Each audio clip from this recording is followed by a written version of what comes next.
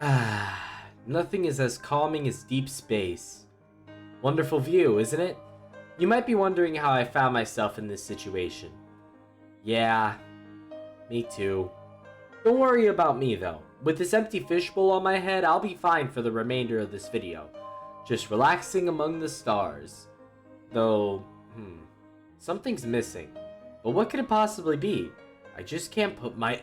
Oh! I got it! Giant tunnels!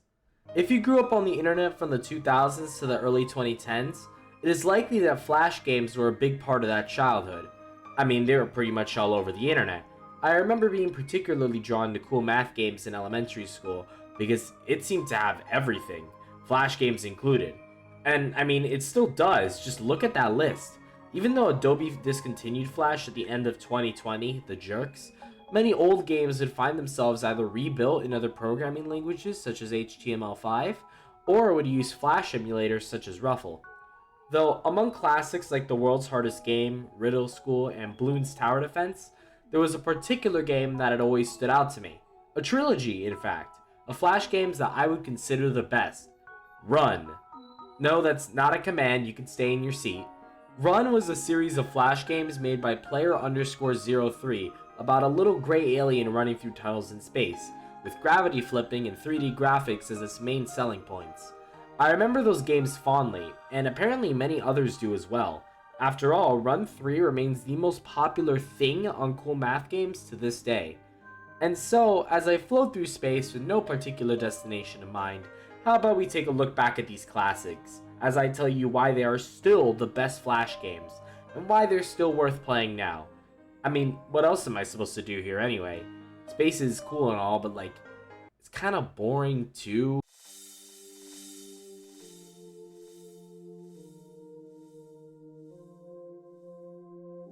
The first Run released in August of 2008, which means it's older than a notable chunk of you watching this video. But I mean, going back to it now, it's aged pretty well. Here we have the runner, our player character, this little gray alien creature, and she somehow found herself in this endless square tunnel in space. I'm not really sure how this happens. The series doesn't have any story until the third game, so just make something up yourself. Maybe this is just a morning jog, maybe it's the IRS, really it could be anything. The controls are very simple, it's just moving left and right and jumping. You run forward automatically, and your goal is to avoid falling out of the tunnel to make it to the next one. It's fairly simple in gameplay. The major gimmick is that you can flip gravity by touching a wall, which provides opportunities for some really cool level designs and ways to complete those levels too. Except, I don't think the game takes enough advantage of this gimmick.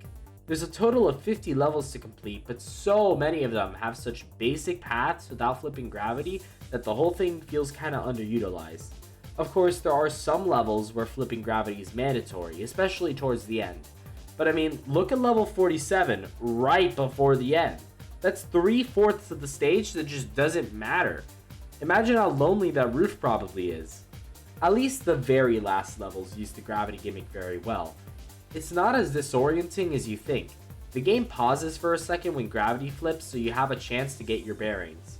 The game has multiple difficulties too, which really just change how fast the runner, runs. There's the normal speed, then the fast one, getting a little more difficult here.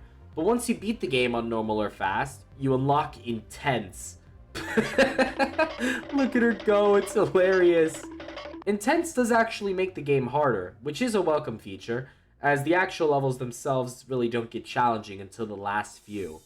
I mean, you need something to distract you from the music.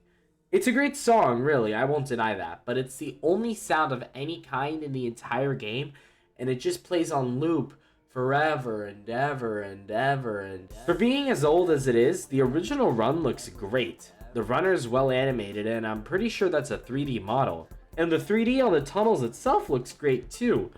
Better than I was expecting. Better than it should, actually. Wait a minute. This level of 3D shouldn't be possible in 2008. What's going on? Well, viewer, I might have been withholding some information from you. See, this is not the original Run, as you may remember from 2008. I know, shocking. What I have shown you until now is actually a remake of the original Run. It's made to run in HTML5, preserving it after the Flash shutdown, and I think it is actually technically still in development, though this beta came out in like 2021 and it hasn't seen many updates since, at least none that I could find. Who knows anymore, really. But what did the original version of Run look like? In order to see that, we'll have to leave the comfort of cool math games and go to a site I rarely visited in elementary school, Congregate. This is the second major hosting site of the Run trilogy. While Cool Math Games tends to host the remakes and ports of these games, Congregate tends to emulate the original Flash versions. So let's take a look at that, shall we? Here it is in all of its ancient glory. The levels are certainly the same, as is the music, but the graphics? Now's when you could tell the game's a bit old. It still does look pretty good though. Many Flash games haven't aged the best in their visual styles, but since Run consists of a little alien sprite and a bunch of shapes, it holds up really well. Here's where the 3D effect really becomes impressive though, because Flash didn't support 3D rendering until a couple months after the game was released. There's a great video by Portal Runner that explains how the 3D was pulled off here, as well as some neat programming tricks in a few other classic Flash games. I'll leave the link to watch in the description, check it out. Besides that though, the original Flash game actually has a couple features which seem to be missing from the remake. For one, there's an infinite mode, with randomly generated levels that slowly get harder. There's also an edit mode where you can create your own tunnels, though I could not for the life of me figure out how to use the level editor, so I had to give up on that pretty quickly. That's pretty much it for the original Run. It's a fairly simple game, and one that could normally be completed in under 30 minutes, even with the slowest speeds. Despite this, the game is still quite fun, and because it's so short, there's no harm in going back to replay it yourself. Quite a classic indeed, though I will say that the original Run was not the game that I remember playing the most back in elementary school. That title belonged to its sequel, known simply as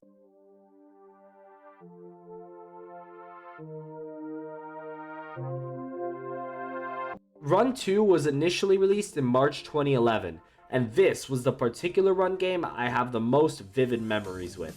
I remember watching my classmates playing it in 3rd grade when we were given free time on the computers, which I believe is how I found out about cool math games in the first place. Of course, I would end up playing it myself once I got a turn, and quickly fell in love, and here we are. I'm now in space. Thanks a lot, Run 2!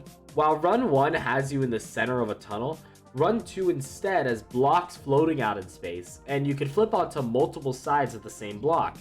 This allows this entry to have arguably the most unique level design in the series, since there are so many methods to get through just one level. Though you do have to be careful though, as many squares have darker sides that you can't flip onto. On top of just getting to the end, each level has a yellow orb to collect as a bonus. They're typically in harder to reach spots, and require you to think outside the box with your flipping, to make sure that you can collect the orb and beat the level on the same attempt. Some levels revolve entirely around collecting their orbs and are otherwise straightforward. Haha, get it? There's normally only 25 levels to complete, which is a bit short, but as you collect orbs, you can unlock 5 more bonus levels. If you collect all the orbs in those stages, you unlock a 6th final bonus stage for a total of 31 levels. A bit shorter than the first game, but I'd say the quality makes up for it. These levels are much more unique compared to the original. Except I've actually lied to you once again, because this is only half of the full game. Yeah, I'm a master manipulator now. Got away with lying to you twice in one video, can never be trusted ever again. Run 2 introduces a second character alongside the runner, the skater. He's much faster and can jump farther, and playing as him gives you a full set of unique levels, which take advantage of the skater's differences and focus much more on distance. These stages tend to be more difficult, which makes the skater a sort of hard mode for this game. The Knuckles of the Run franchise, if you will. This results in Run 2 actually having more levels than the original game, on top of all the orbs to collect. But if you can sit down for the long haul and collect every orb across all 62 levels, you unlock playing as the skater in the runner's levels and vice versa. Woohoo. The graphics in this game look much better than the original Flash game, at least the 3D certainly does. It helps that Flash was actually able to do 3D rendering at this point. The singular still image of space in the background is kinda goofy though, as is the very low audio quality remix of the first game's theme, which I think sounds better than the original. Yeah, I said it. I mean, you kinda have to like it, since just like Run 1, it's the only thing you'll hear the entire game. Now, I do consider Run 2 to be a major improvement over the original in every aspect, but there is a problem coming back to it today. As of now, no public remake or port of Run 2 exists, so the only way to play it is by emulating the Flash version. And well, perhaps the game should be changed to Walk 2 because the lag is awful. It's hard to watch and even worse to play. Not enough to turn you away from this game completely, but probably enough to prevent most from going through the trouble of 100%ing it. No matter what though, I will always cherish Run 2. But of course, the series didn't end here. In fact, you could technically say it's still ongoing, thanks to the very slow development of the last game in the trilogy. You already know its name. I'm talking about Run 3 released originally as a mobile game in December 2013 and wouldn't see a Flash release until June 2014, but we'll get to that mobile version in a bit. Run 3 is by far the largest and most popular game in the trilogy, and for good reason. It's freaking huge. Okay, so Run 1 had 50 levels, Run 2 had 62 levels, and Run 3, in just its main explore mode, has 309 levels. Oh my god.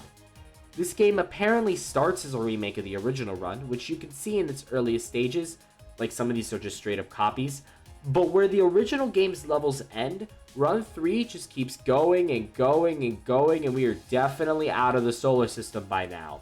The level design is top notch here. Tunnels can vary in shapes and sizes, which allows for greater variety, though the game does suffer from the same issue as Run 1 of its levels kinda looking the same and being much less unique compared to Run 2. Though, to be fair, it's probably very hard to make levels that memorable when you're making over 300 of them. But don't believe that there are no memorable levels at all. Level 10 is always a favorite, even with the lag, and I can never forget the eternal suffering of Plan A Part 16. That stage actually took me half an hour, it was that hard. To get through those new levels, you'll have a lot more characters to choose from rather than just 2, though many of them are harder to unlock than I'd like.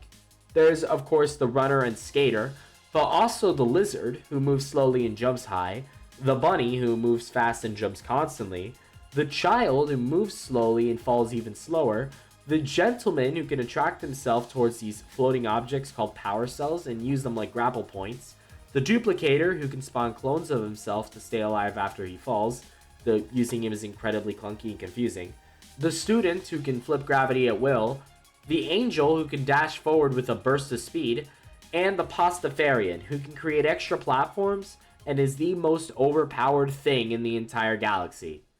There's just so much new here that spices up the gameplay even more, such as new types of tiles. You have crumbling tiles, which fall into space once you step on them. It can lead to cool and laggy chain reactions, with some very memorable uses of them like in level 10. Ice tiles can speed up the player and work great in conjunction with ramps to give you some airtime. Boxes can appear which act more like the ground did in Run 2, allowing you to flip onto any side of it. And there's conveyor tiles, much more rare than the first 3 types, but they still allow for interesting level designs. They do exactly what you think they do. Run 3's main mode, Explore Mode, allows you to do just that. You can run through the tunnels, and every now and again you'll see another tunnel in the background. The runner will notice it too, add it to the map, and now you have a whole new set of levels to check out. Some of these side tunnels can be themed or have unique gimmicks, such as the river being all about ramps, or the box storage area being about... Actually, I'll let you figure that one out yourself. One of my favorites is the low power tunnel, where the lights will temporarily go out and make it incredibly hard to see, though usually not impossible. The music even cuts out along with the lights, that's so cool. These side tunnels actually make up most of the game, as the main tunnel only has 65 levels, and the side tunnels often branch out into even more side tunnels. There's also Infinite Mode, returning from the original run, and it's heavily improved from that game, with 325 pre-made levels that can appear, which is just insane. It's here in Infinite Mode where you'll find power cells, the game's currency, which can be used in the shop to buy upgrades for Infinite Mode, as well as unlock new characters. Everything here is really expensive though. I didn't realize money was this tight out in space. There is a faster way to make money anyway, that being achievements. There's a whole lot of them, some in Explore mode and others in Infinite mode.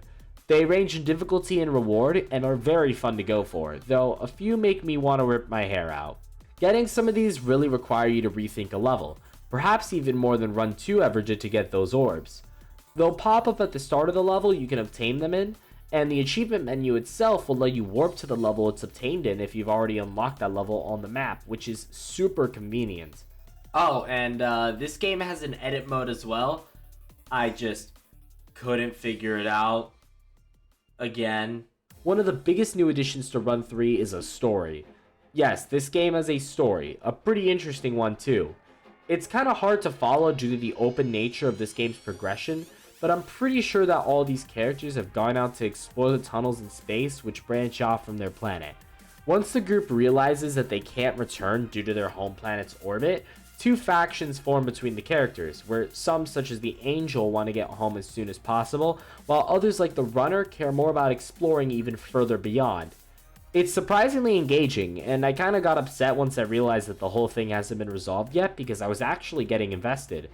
The story also integrates with the gameplay pretty well. Certain side tunnels only unlock at certain points in the story, and some of those side tunnels can only be played as characters who actually know of its existence at that point in the story as well. Like the Runner can't play through the way back because she's busy exploring the way onwards on the opposite end of the map, along with the Skater and the Student. There's even special missions as part of the story progression that allow you to temporarily play as specific characters that you haven't otherwise unlocked. The Angel missions have you play through certain levels backwards, and Bridge Building has you push a box to the end of the level. Both of these minigames unlock the previously mentioned tunnels, the way back and the way onwards. So yeah, Run 3 is fantastic. It's got the best looking 3D that the series has ever had, and actually has multiple songs on the soundtrack this time. And they're all great as well. My only issue when it comes to Run 3 is figuring out the best version to play. There are three main categories of Run 3 versions: the original mobile versions, the Flash version, and the HTML5 beta. On Cool Math Games is the HTML5 version, and it runs pretty great, but is missing a lot of content. Probably about half, maybe even 2/3. I really wish I had known this before going through the effort of beating every level on this version thinking it had all the content. Silly me. The emulated Flash version on sites like Congregate has the most amount of content. But as you can see, it's not perfect. I mean, it has one of the coolest visual glitches I've ever seen, but just like Run 2, it lags hard. Perhaps even worse than Run 2 at certain points. I mean, I think the games should have just been renamed to Run 1, Walk 2, and Crawl 3, because that's how bad it gets. Then there's the original mobile game, specifically the iOS version because I don't have an Android. This version is just called RUN with 3 exclamation marks, so maybe it really was a command all along. It's surprisingly good, which I wasn't expecting for a mobile game from 2013 that hasn't been updated since 2018. While it is missing some content according to the wiki, it's got much more than the HTML5 version, and runs as good as that version too. It even has tilt controls? That's really cool, but why? The iOS version specifically also crashes every time you die in Infinite mode, which is pretty inexcusable, but other than that, I was impressed by how much I like this. So that's the entire Run series up to this point. Perhaps someday when I'm old and have grandkids, I'll finally see Run 3 get updated, but until then, we are done here. I think that for the most part, these classics have aged incredibly well, better than most Flash games for that matter. They're all loads of fun, and I don't regret going back and replaying them all these years later, and I recommend you do too. The whole series is free after all, so like, what the hell are you doing? Go play them. I hope you enjoyed this video, and if you did, then pretty please subscribe and all that. I am still stuck in space though, so if anyone knows how to get home and would be willing to tell me, that would be great.